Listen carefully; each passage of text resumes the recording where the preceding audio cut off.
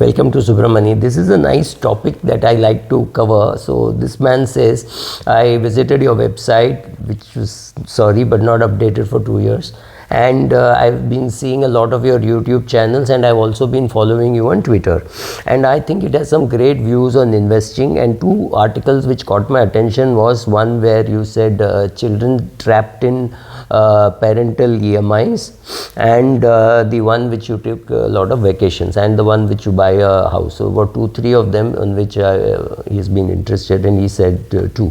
And the articles that really caught my attention was this, and the one on the trip that you took. That interests me more. I have a good grasp on how to handle my money. The psychological and emotional aspects are the ones which are worrying me. I don't know how to handle that. I don't know how to handle my parents pushing me to buy a house. I already have a car. I'm paying a car EMI, and I have a student loan. And my parents think it is perfectly all right to have all that. And I'm not paying any rent staying with my parents.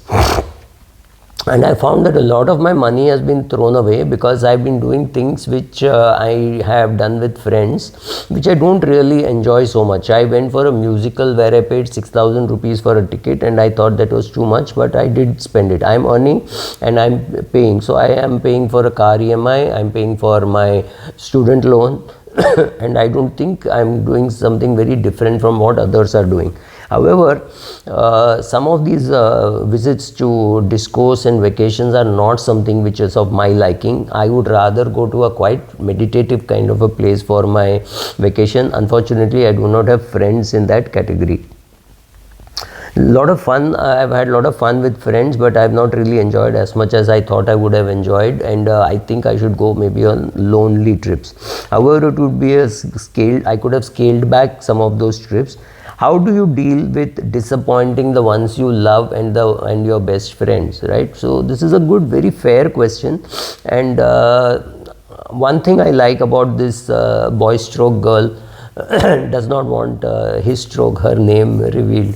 One thing I like is at a young age, when let's say he has decided to ask himself these questions. People don't. People just walk into a shop and buy a car saying, oh, it is only 17,000 per month, or it is only 12,000 per month. They look at the EMI. They don't look at whether they need that car, right? So they go to college, they borrow money for going to college, they pay for it, and then they start. So they make a down payment, they buy a house. Not necessary that you have to follow people in the same footsteps, right? But also understand that today in 2022, our consumption is much more than what it was maybe in 1992, and 1992 it was much higher than what it must have been in 1962. We don't have enough data to say all that, but just look around yourself. Haven't all your friends moved to bigger houses, bigger cars, bigger vacations, or more expensive vacations? Haven't we all done that? Aren't we all guilty of doing that?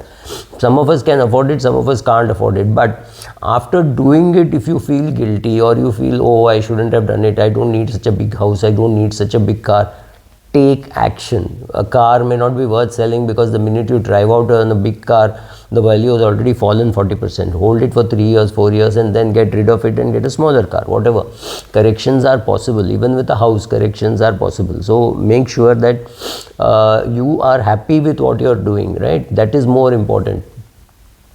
At least I'm happy that students and kids are asking these kind of questions, because the easy path is to say, oh, everybody lives beyond their limits, everybody borrows for everything, so it's okay if I borrow to buy a car, it's okay if I borrow to go on a vacation, it's okay if I borrow to buy a house. But there are people who still don't borrow to buy a car. There are people who still don't borrow too much to buy a house. So 10%, 20% is what they borrow, 80% they've got some 20% from their parents, they put in their own money, and they borrowed less. When you borrow less, you definitely create less stress, because in case you lose your job and the next job doesn't pay as much as this job does, you can still pay your EMI. So borrowing less is definitely less stressful. Also understand that when we were young, we didn't even think that some of these things we could ask our parents to buy us. Today, people assume that parents can buy, because the father has a 50,000 rupee phone, the daughter thinks, oh, 40,000 phone is mine by right. I mean, why can't they start at 8,000? That's the question to ask. So I'm happy that you have asked this question. So see where you can cut, what you can do, whatever you can do to get financially free. You should not be, I've done one on negotiation where I say concentrate on the big tickets, right? Negotiate hard to get a good salary, improve your skills, do those things. That is far more important than saving 20 rupees on a 200 rupee item and say, oh, I went all the way there and saved 20 rupees. It's like my friend's mother taking his 1 crore rupee car and going to buy vegetables to a little faraway place. I know for sure she's spending more on fuel than her vegetable bill, because she goes every day or at least every alternate day. So she's not buying much, right? So maybe she's buying 300 rupees, 200, 300, 400, 500 rupees worth of stuff, where she's spending at least 2 liters of petrol or 3 liters of petrol. It's a big car. The driver was unable to find place, and he found out incidentally when some vegetables were found in the back seat. He said, "Ye kya hai?" He said, "Nahi, Maji takes this car to buy vegetables." Find what is happening around in your life. So don't just fall victim to, oh, my mother did it, my father did it, so I have to do it. Not necessary. Ask questions. If you enjoy going on a trek to Uttarakhand or to the northeast, enjoy that more than making a trip maybe to Singapore or Sri Lanka or any of those places. You choose what you will enjoy, with whom you will go, what, all those things are important. Also realize that when you buy some things which you are under peer pressure, you buy it just for the peer pressure, and then it does not give you any pleasure. It's lying in your house and you're not using it, right? But you will not give it away, you will not sell it. You're just saying, oh, no, that's a great camera, I'm going to use it. That's a great bicycle, I'm going to use it. And I'm giving all my examples, right? I bought a great watch, I must use it. So it's your call, right? You decide where you want to spend the money. If you think it is right, do it.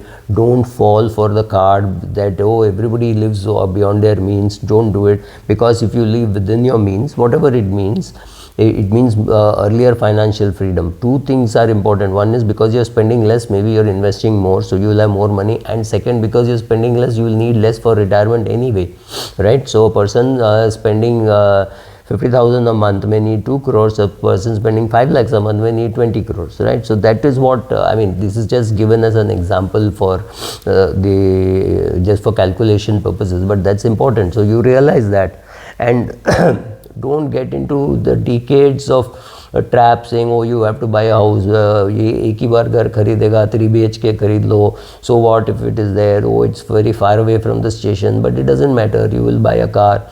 Don't fall in for any of these things. What you need now, you buy or you rent, and then you can decide what you want to do with your life. Yes, of course, you're going to disappoint many people.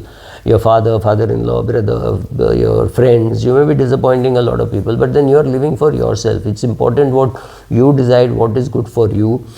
Becoming unpopular, it's not so bad if you get rich, right? So to get rich, maybe you should get unpopular. Don't listen to everybody, what everybody says, or listen to what everybody says, but do what you think is right. So buying a house, buying a car, getting married, having kids, don't do it under social pressure. There are so many young boys and girls I know who have decided not to get married. Perfectly all right. Don't be under any kind of pressure to do things which you do not enjoy, because once you acquire a house or a car or anything, after you acquire it, you will say, oh God, this is not giving me any pleasure. If it's not giving you any pleasure, you shouldn't have spent any time on it. And remember, money and time are fungible. So if you put money into something which you don't like, which you don't use, which you don't enjoy, there's no point in having earned that money, paid taxes, used it, and buying something which you didn't like. That has done two things. One is it has put a burden on you. Second, it has postponed your financial independence. Don't do it. Just get rid of it, right? So you bought a camera for 1 lakh. You're not going to use it. You are finding a buyer at 85,000, 90,000. Just get rid of it. That 1 lakh, we can use it for something else. Maybe go on a vacation. Whatever you think you will enjoy, do it. Don't acquire things and keep it just because somebody else thinks that, oh, you should have this in your house. Don't do that. Thank you.